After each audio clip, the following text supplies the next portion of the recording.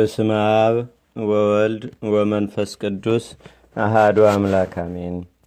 አንድነቱ ሶስትነቱን ሳይጠቀልለው ሶስትነቱም አንድነቱን ሳይከፋፍለው በአንድነቱና በሶስትነቱ ጸንቶ የሚኖር ረቂቅ ባህሪውን ተመራምሮ ሊደረስበት የማይቻል ሊያበድሩት የማይሻ ሊከፍሉትም የማይቻል ያየው የሌለ የሚያዘው የማይኖር በቸርነቱ ብቻ የተራበውን የሚመግብ የተጠማውን የሚያረካ የሚያጠጣ መሰገድ መግዛት ለሱ ብቻ የሚገባው ይቅርታና ምህረቱን ከኛ ያላራቀ አንድ አምላክ በሚሆን በአብ በወልድ በመንፈስ ቅዱስ ስም በማመን በመጋቢት 19 ቀን የሚጸለይ የሚነበብ የቅዱስ ገብርኤል ድርሳን ይህ ነው። ልመናውና አማላጅነቱ በረከቱም በአገራችን በኢትዮጵያ በሕዝበ ክርስቲያን ሁሉ ላይ ለዘላለሙ አድሮ ይኑር አሜን። ዓለም ከተፈጠረ 5500 ዘመን በኋላ ከልጅ ልጅህ ተወልጄ በደሜ ነፃ አወጣሃለሁ ብሎ ለአዳም ተስፋ እንደሰጠው ሳጥናኤል በአመፀ ጊዜ በታማኝነቱና በቅን ታዛዥነቱ የታወቀው የቀድሞ ማይረጉ ከሌሎች ሊቃነ መላእክት አነስተኛ የነበረ ገብርኤልን በሊቀ መላእክትነት ማይረግ ከፍ አድርጎ በስድስተኛው ወር እግዚአብሔር እንዲህ ሲል ላከው። የገሊላ አውራጃ የምትሆን ወደ ናዝሬት ፈጥነ ሂድና ለድንግል ማርያም ከስጋዋ ስጋ ከነፍሷ ነፍስ ነስቼ ከእርሷ ሰው መሆኔን የምስራች ንገራት፣ ከሴቶች ሁሉ እርሷን መርጫለሁና አለው። ገብርኤልም ከጌታው ይህን ቃል በሰማ ጊዜ ሰውን ስለ መውደዱና ስለ ርኅራሄው እጅግ በጣም ደስ አለው። አስቀድሞ እንደተናገር ነው በአዳም መዋረድ እያዘነ ይኖር ነበርና፣ ስለዚህ ለሌሎች መላእክት ያልተሰጠ ታላቅ ጸጋ እግዚአብሔር ለእርሱ ሰጠው። የሐዘን ምላሹ ደስታ ነውና፣ በእውነትም ታማኝና ተወዳጅ ለሆነ ለዚህ መልአክ ከሌሎች መላእክትም ይልቅ ደስታና ክብር ይገባዋል። የልብ ደስታ በፊት ፈገግታ ይታወቃል ተብሎ በመጽሐፍ እንደተነገረም የእርሱም የፊቱ ብርሃን የልብን ደስታ ያመለክታልና፣ ከሶሎሞንም ልብ ከተደሰተ ፊት ይበራል፣ ልብ ካዘነ ግን ፊት ይጠቁራል ብሎ ተናግሯልና። ሶሎሞንም ልብ ከተደሰተ ፊት ያበራል፣ ልብ ካዘነ ግን ፊት ይጠቁራል ብሎ ተናግሯልና። ለባሃዊ ኤፍሬምም የሰራዊት ጌታን በወለደችው በድንግል ፊት በታላቅ ክብር ባየው ጊዜ ደስታን የተመላህና መልካም የምስራች ዜናን ያመጣህ ገብርኤል ሆይ ወደ እኛ የመጣ የጌታችንና የአምላካችን የመድኃኒታችን የኢየሱስ ክርስቶስን ልደት ሰበክልን። ለድንግል ማርያምም ያለመለወጥ ተወልጃለሽ ብለህ ነግረሃታልና ለአንተ የተሰጠ ክብር ታላቅ ነው ሲል በረቡዕ ውዳሴ ማርያም እንዳከበረው እናክብረው። ወደ ቀድሞ ነገራችን እንመለስና እመቤታችን ቅድስት ድንግል ማርያም በቤተ ዮሴፍ ሳለች ለቤተ መቅደስ መጋረጃ የሚሆን ወርቁን ከሐር ጋር እያስተባበረ ትፈትል ነበር። ከዕለታት በአንደኛውም ቀን በናዝሬት ክፍል በሚገኝ ጎድጓዳ ውሃ ልትቀዳ በሄደች ጊዜ የመላእክት አለቃ ቅዱስ ገብርኤል ከሰማይ ወርዶ እግዚአብሔር ያከበረሽ ንጽሕት ቅድስት ሆይ ሰላምታ ይገባሻል፣ እርሱ እግዚአብሔር ከአንቺ ጋር ነውና በእርሱም ዘንድ መወደድን ባለመዋልነትን አገኘሽ፣ ከሴቶች ሁሉ አንቺ ትበልጫለሽና አላት። እመቤታችን ቅድስት ድንግል ማርያምም ይህን በሰማች ጊዜ ማን እንደተናገራት ለማወቅ ግራና ቀኝ ተመለከተች። ነገር ግን ምንም ያየችው ነገር ስለሌለ ታላቅ ፍርሃት አደረባትና ገንቧን ትታ ወደ ቤቷ ተመለሰች። እንደ ልማዷም ሐርና ወርቁን እያስተባበረ ትፈትል ጀመር። ዳግመኛም በግልጽ መጥቶ ማርያም ሆይ አትፍሪ፣ በእግዚአብሔር ዘንድ ባለመዋልነትን አግኝተሻልና የእግዚአብሔርን ቃል በግብረ መንፈስ ቅዱስ ትጸንሻለሽ አላት። ማርያምም ለቅዱስ ገብርኤል ስትመልስ እኔ ወንድ የማላውቅ ስሆን ይህ እንዴት ይሆንልኛል አለችው። ቅዱስ ገብርኤልም አንቺ የምትወልጂው ሴቶች እንደሚወልዱት አይደለም፣ መንፈስ ቅዱስ ያድርብሻል፣ የልዑል ኃይልም ይጋርድሻል እንጂ ከአንቺም የሚወልደው ቅዱስ ነው አላት። እርሷም የእግዚአብሔር አገልጋይ እኔ እንሆ አለው፣ ሰውነቴም በእጁ የተያዘች ናትና እርሱ የወደደውን በእኔ ላይ ያድርግ ብላ ለመልአኩ መለሰችለት። ይህንንም ምክንያት አድርጎ ከሦስቱ አካላት አንዱ አካላዊ ቃል ከላይ ከሦስትነቱ ሳይጎድል ከታችም አራተኛ ሳይታከልበት በፍጹም አካል ወርዶ በስጋዋ ስጋ ከስጋዋ ስጋ ከነፍሷ ነፍስ ነስቶ ሰው በመሆን ሕፃናትን የፈጠረ እርሱ ቀዳማዊው አካላዊ ቃል በግዕፀ ሕፃናት በማኅፀኗ አደረ። ወንጌላዊ ቅዱስ ዮሐንስ በማይመረመር ተዋህዶ ባሕርየ መለኮቱ ሳይለወጥ ቃል ሥጋ ሆነ ብሎ እንደተናገረ መጽሐፍም እንዳረጋገጠው የሁለቱን ተዋህዶ ሊመረምሩት ፈጽሞ አይቻልም። ከዕለተ ጽንሰቱ እስከ ዕለተ ልደቱ 5 ወር ከ5 ቀን ከሆነ በኋላ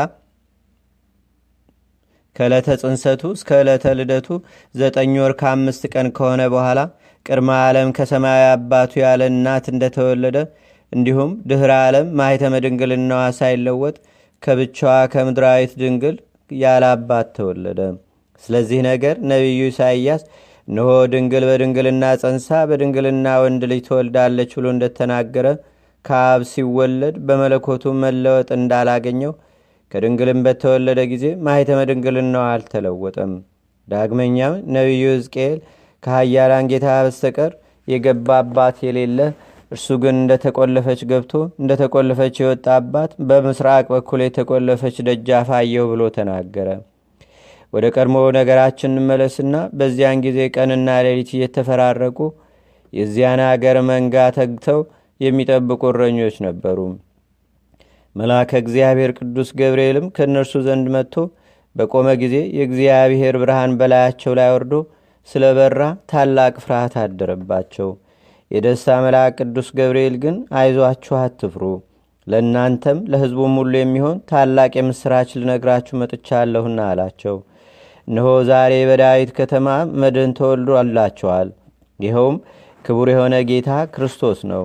የዚህም ምልክቱ ሕፃኑ ብላቴናው በጨርቅ ተጠቅልሎ አውራ ጣቱ ታስሮ በበረት ተኝቶ ታገኙታላችሁ አላቸው። በዚያንም ጊዜ ከቅዱስ ገብርኤል ጋር ብዙ የሰማይ ጭፍሮች በቅጽበት ተገልጠው በሰማይ ለእግዚአብሔር ምስጋና ይሁን፣ በምድርም ለሰው ልጅ ደህንነትና ሰላም ይውረድ እያሉ አመሰገኑ። ማኅበረ መላእክትም ከእረኞች ጋር በመተባበር በአንድ ቃል ምስጋናን አቀረቡ። መላእክትም ከእነርሱ ዘንድ ወደ ሰማይ ከወጡ በኋላ እረኞች እርስ በርሳቸው ኑ እስከ ቤተልሔም እንሂድና በአደባባዩ እየተመላለስን ይህን እግዚአብሔር የገለጸልን ነገር እንረዳ ተባባሉ። ፈጥነውም ሄዱና እናቱ ማርያምንና ዮሴፍን ሕፃኑንም በበረት ተኝቶ አገኟቸው። ባዩትም ጊዜ መልአክ የነገራቸው ስለዚህ ሕፃን እንደሆነ አወቁ። ለእረኞችም የተገለጸውን ምስጢር የሰሙ ሁሉ አደነቁ። እረኞችም ስላዩትና ስለተመለከቱት ሁሉ እግዚአብሔርን እያመሰገኑ ወደ መጡበት ተመለሱ። በሊቀ መላእክት ቅዱስ ገብርኤል የምሥራች ባይነትም ምክንያት በእመቤታችን በቅድስተ ቅዱሳን በድንግል ማርያም ላይ ለተገለጹ ልዩ ልዩ ምስጢራት አንክሮ ይገባል። ይኸውም ከብዙ በጥቂቱ እንደኛ ያለ ዘራ ብእሲ የመለኮት መጸነስና ያለ ተፈቶ ማኅፀን የጌታ መወለድ፣ ሁለተኛም ዘመን በማይቆጠርለት ሕፃን ከድንግል ጡት ሁለተኛም ዘመን በማይቆጠርለት ሕፃን አፍ ከድንግል ጡት ወተት መፍሰስ፣ ሦስተኛም እግዚአብሔር ለመረጣቸው ለመቅደሰ ካህናት ያልተደረገ ለከብት እረኞች ሰማያዊ ምስጢር መገለጥ፣ አራተኛም ከፋርስ አገር እስከ ቤተልሔም ድረስ የጥበበኞች በኮከብ እየተመሩ መሄድ ናቸው። ጸሎቱና በረከቱ አማላጅነቱም በአገራችን በኢትዮጵያ በሕዝበ ክርስቲያን ሁሉ ላይ ለዘላለሙ አድሮ ይኑር፣ አሜን። አማላጅነቱ አገልጋዩ አማላጅነቱ ረድኤትና በረከቱም በአገራችን በኢትዮጵያ በሕዝበ ክርስቲያኑ ሁሉ ላይ ለዘላለሙ አድሮ ይሁንና የመላእክት አለቃ ቅዱስ ገብርኤል ያደረገው ተአምር ይህ ነው። በአንዲት አገር ከሚኖሩ ንጉሥና ንግሥት ጋር አብራቸው የምትኖር አንዲት ሴት ልጅ ነበረቻቸው። በንጉሡም ቤተ መቅደስ ውስጥ አብራሲት የሚባል አንድ አስማተኛ ነበረ። እርሱም የንጉሡ ልጅ በውስበቷ ስለማረከችው ትክ እያለ ይመለከታትና በልቡ ይመኛት ነበር። ከዕለታት በአንድ ቀንም ተገናኛትና ጸነሰች። መልኩ ያማረ ወንድ ልጅንም ወለደች። ንጉሡ ግን የአብራሲትንና የልጁን አድራጎት ፈጽሞ አያውቅም ነበር። ከዚህ በኋላ አብራሲት ልጁን አንተ ከተወለድክበት ቀን ጀምሮ ኃይሌ ተቀነሰ፣ ሰውነቴም ደክሟልና ልጄ ሆይ እንግዲህ ወደ አንተ የሚመጣው ማን ነው? የምታየውስ ማንን ነበር? አለው። ሕፃኑም እንዲህ አለው፣ የተወለድኩባት ወር በገባ በ19ኛው ቀን በየወሩ በዚሁ ዕለት ጎህ ሲቀድ ወይም ሲነጋጋ መልኩ አንድ እንደ ፀሐይ የሚያበራ ወገቡን በወርቅ ዝናር የታጠቀ በራሱም ላይ የሚያበራ እንቆ የተጌጠ የራስ ወርቅ ያደረገ ወፍ ወደ እኔ ይመጣል። የራስ ወርቁ ቄፋዝና ጳዚዮን በሚባል ወርቅ ተጊጧል። በእጁ የወርቅ ዘንግ ይዟል። አካላዊ አቋሙ የተከመረ ፍም ይመስላል። ርየተ ገጹ እንደ ሰው ነው። ግርማው እጅግ ያስፈራል። ድምፁ ወይም አነጋገሩ ነፋስ በተነሳ ጊዜ ማዕበል ከወዲያ ወዲህ እያለ ሲያማታው እንደሚጫወት የባህር ንጹጽታ ነው። እነሆ እኔ እርሱን በምመለከትበት ጊዜ ከድንጋጼ የተነሳ ከፊቱ ወድቅ ነበረ። ነገር ግን እርሱ ከወደቅኩበት አንስቶ እኔ በእግዚአብሔር ፊት የምቆም የመላእክት አለቃ ገብርኤል ነኝና አይዞህ አትፍራ ይለኛል። ዳግመኛም እነሆ ከተወለድኩበት ቀን ጀምሮ እስከ ዛሬ ድረስ ከአንተ ጋር ነበርኩ። ወደፊትም ባለ ዘመን ሁሉ ከአንተ ሳልለይ ይኖራለሁ። ለስምህም ከፍተኛ ማዕረግ ወይም ክብር ይሰጠዋል አለኝ። አስማተኛው አብራሲትም ከንግሥቲቱ ጋር ሆነው ይህን የልጁን ነገር በሰሙ ጊዜ ፈጽመው አደነቁ። ነገር ግን ስለ ሁኔታው ፍርሃት አደረባቸው። ሊቀ መላእክት ቅዱስ ገብርኤልም አስቀድሞ እንደተነገረው በዘመኑ ሁሉ ሲጠብቀው ኖረ። ጸሎቱና በረከቱ በአገራችን በኢትዮጵያ በሕዝበ ክርስቲያኑ ሁሉ ላይ ለዘላለሙ አድሮ ይኑር፣ አሜን። ጸሎቱና በረከቱ ቸርነቱም በአገራችን በኢትዮጵያ በሕዝበ ክርስቲያኑ ሁሉ ላይ ለዘላለሙ አድሮ ይኑርና ጌታችን በተሰቀለበት ዕለት የቤተ መቅደሱን መጋረጃ ከላይ እስከታች እንዴት እንደሰነጠቀው የሚናገር የመላእክት አለቃ የቅዱስ ገብርኤል ተአምር ይህ ነው። እጅግ አድርጎ የሚወደውን በመኳንንትና በመላእክት ላይም መስፍን አድርጎ የሾመውን እንዲሁም በኋለኛው ዘመን ለምስጢረ ልደቱ ታማኝ አድርጎ ወደዚህ ዓለም የላከውን ጌታችንና አምላካችን መድኃኒታችን ኢየሱስ ክርስቶስን በእንጨት ላይ ተሰቅሎ በብረት ተቸንክሮ ባየ ጊዜ ይህ የመላእክት አለቃ ቅዱስ ገብርኤል ሊታገስ አልተቻለውም። ስለዚህ በቁጣ ተነሳ። ሰይፉንም መዘዘና የሰቀሉትን ሊያጠፋቸው ወደደ። ዳሩ ግን የእግዚአብሔር ቸርነት ስለከለከለችው በያዘው ሰይፍ የምኩራቡን ወይም የቤተ መቅደሱን መጋረጃ ከላይ እስከታች ከሁለት ሰነጠቀው። ስለ እኛ ሲል የተሰቀለ የፈጣሪ የክርስቶስ ቸርነቱ ባይከለክለውስ ኖሮ ዓለም እስክታልፍ ድረስ ባልታገሰም ነበር። የረድኤቱና የበረከቱ ኃይል በአገራችን በኢትዮጵያ በሕዝበ ክርስቲያኑ ሁሉ ላይ ለዘላለሙ አድሮ ይኑር፣ አሜን። ገብርኤል ሆይ ረዳት የሌለው የተበደለ ሰውነቴን እያየ ጸሎቴን ከመስማት ችግሬንም ከመመልከት ለምን ነው ቸል ማለት? ጌታ በተሰቀለበት ዕለት እንደዚያ የተቆጣ ሙታንንም ለማንሳት ስልጣን የተሰጠ የቤተ መቅደሱንም መጋረጃ ከሁለት የሰነጠከው ደነዘ የሆነ ያ ሰይፍህ አቤቱ የመልአኩ የቅዱስ ገብርኤል ረድኤትና በረከት አማላጅነቱም በአገራችን በኢትዮጵያ በሕዝበ ክርስቲያኑ ሁሉ ላይ ለዘላለሙ አድሮ ይኑር፣ አሜን። አቤቱ ጌታችንና አምላካችን መድኃኒታችን ኢየሱስ ክርስቶስ ሆይ ከብልጽግናቸው ብዛት የተነሳ ብዙ መባ ካገቡት ይልቅ የዲያይቱን አነስተኛ መባ እንደተቀበልክ ለሁልጊዜም የሚያገለግሉ አእላፍ መላእክትን እያሳሰብን በችግራችን ጊዜ የምናቀርብልን ምስጋና ተቀበል። ቅዱሳን ነቢያት፣ የወንጌል ሰባኪያን ሐዋርያት፣ ሰማዕታትና ጻድቃን፣ ትጉሃን መላእክትና ፍጹማን ደናግል እንዲሁም ደጋጎች መነኮሳት ሆይ ልጅ አዋቂ ሳይለይ የምንሰበሰብባትን ይህችን የጉባኤ ቦታ አባርኩ።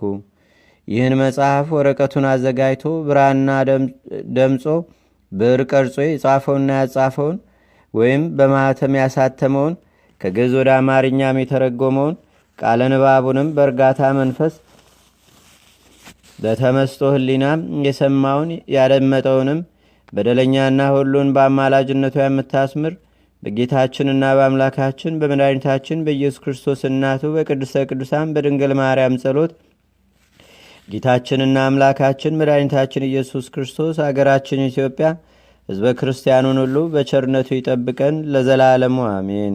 አቡነ ዘበሰማያት